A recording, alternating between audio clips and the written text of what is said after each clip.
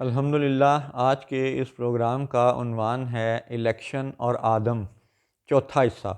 اعوذ باللہ من الشیطان الرجیم، بسم اللہ الرحمن الرحیم۔ الصلاۃ والسلام علیک یا سیدی یا رسول اللہ وعلی ازواجک و اصحابک و آلک یا سیدی یا حبیب اللہ۔ الحمدللہ لاہور شہر میں آج بروز جمعرات 27 رجب 1445 ہجری اور 8 فروری 2024 عیسوی ہے۔ یاد رہے کہ آج ملک پاکستان میں الیکشن کا دن ہے، اور ہماری یہ دعا ہے کہ اللہ تعالیٰ سب معاملات میں خیر و عافیت عطا فرمائے۔ آج کے اس چوتھے پروگرام میں ہم پھر اس ازمپشن پہ آگے بڑھتے ہیں، یہ مان لیا کہ الیکشن منصفانہ ہوئے اور لوگ صحیح طرح سے صوبائی اور قومی اسمبلی میں پہنچ گئے۔ اب ہوگا کیا کہ یہ لوگ وہاں جا کے قانون بنائیں گے۔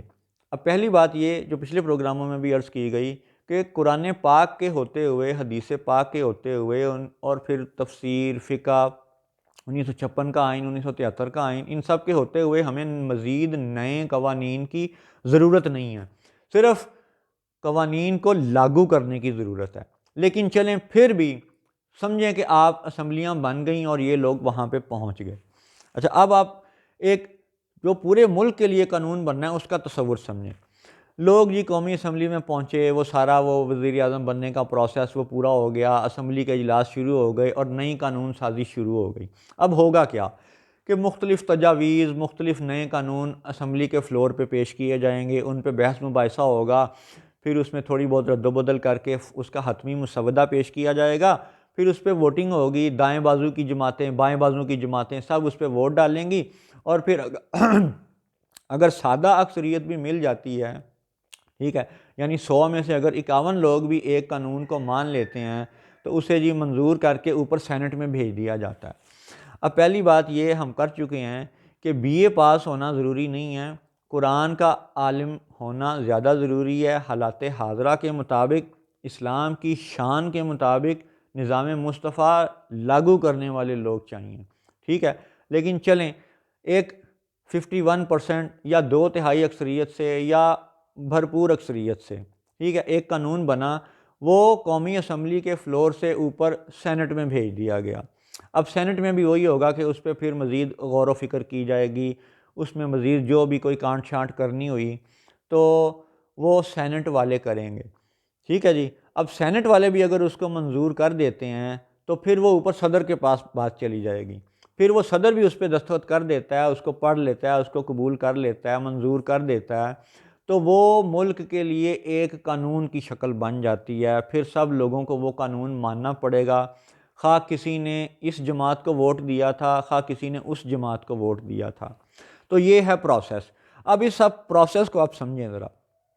پہلے تو یہ کہ یہ صوبائی اور قومی اسمبلی کے ممبران خود قرآن کے صحیح والے عالم دین نہیں ہیں، فقہ، تفسیر، حدیث کو یہ نہیں سمجھتے، اور نیا جو یہ قانون بنانے جا رہے ہیں جس کی کہ اب ضرورت نہیں، جب انہوں نے بنا لیا، چلیں جی بنا لیا، اب یہ جب قومی اسمبلی کا بنایا ہوا قانون اوپر سینٹ میں جائے گا تو اصول یہ ہونا چاہیے کہ سینٹ کے جو ممبران ہیں وہ قومی اسمبلی کے ممبران سے زیادہ بڑے لیول کے اعلیٰ درجے کے عالم دین ہونے چاہیے، ٹھیک ہے، ٹھیک ہے، سائنس سمجھیں، سیاست سمجھیں، لیکن اصل تو قرآن ہے، کیونکہ یہ قانون سازی کی بات ہے، ایک اسلامی ملک کے قانون کی ہے، اسی لیے ہم اس تصور پہ بات کر رہے ہیں کہ نظام ہمیں دھوکہ کیا دے رہا ہے۔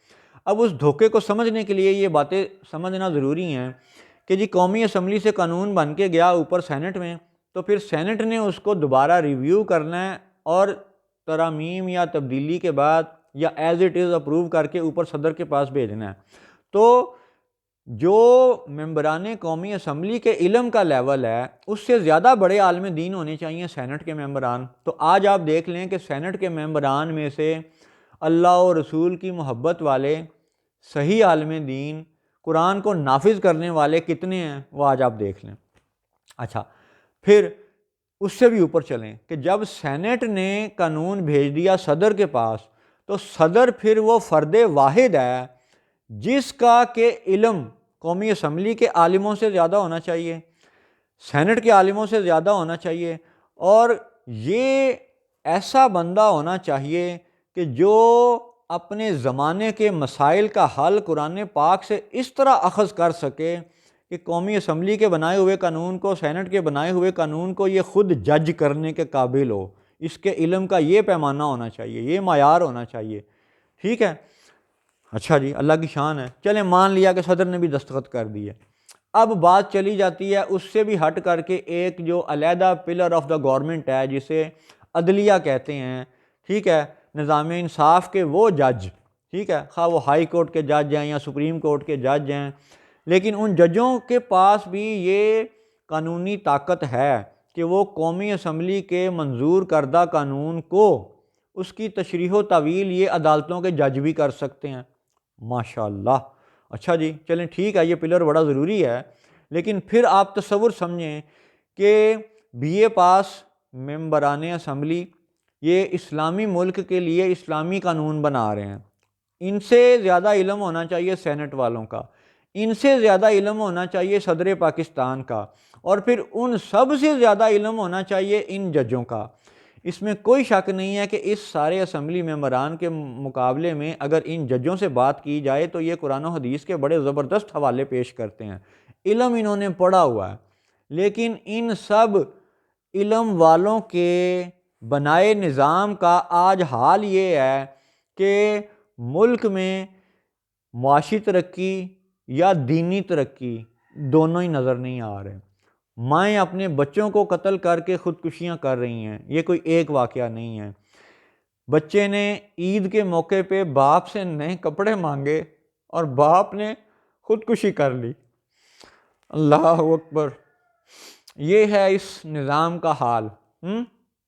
اور اب یہ جج اور یہ سارے ممبران یہ جو قانون اور جو نظام ہمیں دے رہے ہیں، اس نظام میں یہ خودکشیاں کب رکیں گی؟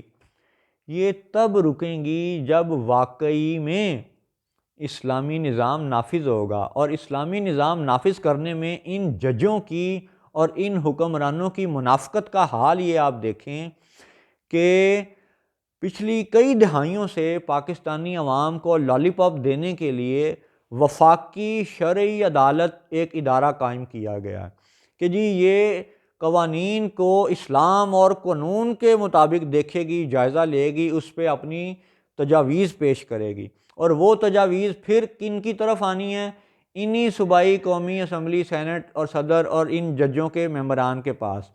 اب یہ سارے ادارے اگر ایک طرف رکھے جائیں اور یہ وفاقی شرعی عدالت اگر ایک طرف رکھی جائے تو بات یہ ہے کہ اس سارے الیکشن اور تماشے کی پھر ضرورت کیا ہے؟ ان سب کو ہٹاؤ یہاں سے، اور جو یہ وفاقی شرعی عدالت ہے یہی قرآن اور حدیث کے مطابق اگر کوئی نیا فیصلہ ہے تو اس کو یہ خود ہی قانون بنا کے اس کو امپلیمنٹ کروا دے. ادارے تو موجود ہیں، بندوق والے تو موجود ہیں، باقی ساری بیوروکریسی تو موجود ہے، صرف ان کو آرڈر دینا ہے کہ بھئی یہ فلاں قانون ہے، اس کو امپلیمنٹ کر دو.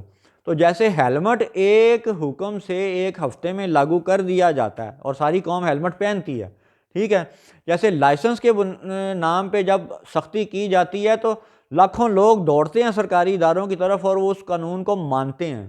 گویا کہ کوئی بھی قانون ماننا ہو تو اس کو لاگو کرنا بڑا اہم سٹیپ ہے.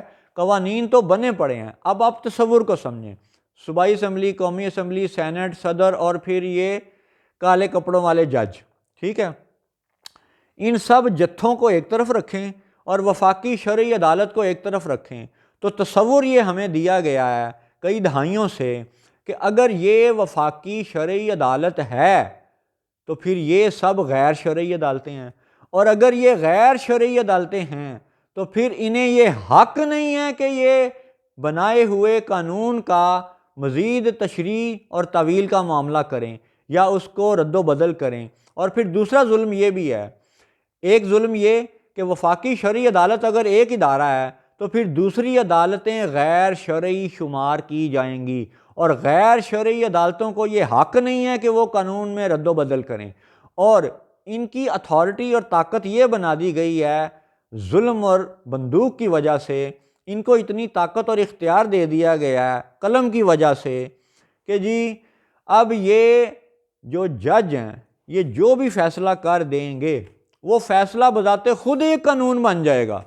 یعنی اندازہ کریں کہ اسمبلی ممبران نے قانون بنایا، ان سے زیادہ علم والے سینٹ والوں نے قانون اس کو منظور کیا، اس سے زیادہ علم والے صدر نے منظور کیا، پھر اس میں ججوں نے ترمیم کر دی اپنی ایک نئی تشریح و تاریخ طویل ڈال کے، ٹھیک ہے، ایک فیصلہ صادر کر دیا۔ تو جب انہوں نے ایک فیصلہ صادر کر دیا تو آئندہ وہ پاکستان کی تاریخ میں ایک ریفرنس بن جائے گا، ایک قانون بن جائے گا۔ اب آپ دیکھیں کہ جب وفاقی شرعی عدالت ایک طرف موجود ہے تو ان غیر شرعی عدالتوں کا فیصلہ پاکستان میں مستقبل کے لیے ریفرنس کیوں بنے گا؟ السلام علیکم ورحمۃ اللہ وبرکاتہ۔